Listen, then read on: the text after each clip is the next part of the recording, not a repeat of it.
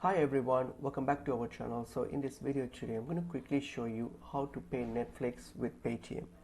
So let's get into the video. So if you open up Netflix and log into your account, and when you get to this subscription page where you're going to pay for a subscription, so for example when you get to a subscription here, so like to this where you're going to buy a subscription, so here click on next, and then now and here choose the plan that best suits you, so whatever that you want to purchase, or just choose that. So choose yes, so hit on next, and then once you've done with that, so now here this is where you do the payment. So here if you want to pay with your Paytm, so simply choose the UPI option. So choose the UPI option. So when you get to this UPI section here, when you choose UPI option, so now what you're going to do, you're going to hit on this select your UPI app option, and then select Paytm from here, because we're going to use Paytm for the payment. So click on Paytm, and then you can type in your Paytm ID or UPI ID, and then hit on next, and then it will ask you for your authentication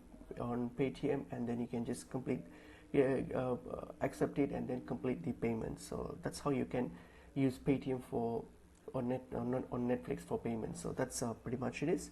It's pretty easy and straightforward. I hope this video was helpful to you all. I'll see you in another video.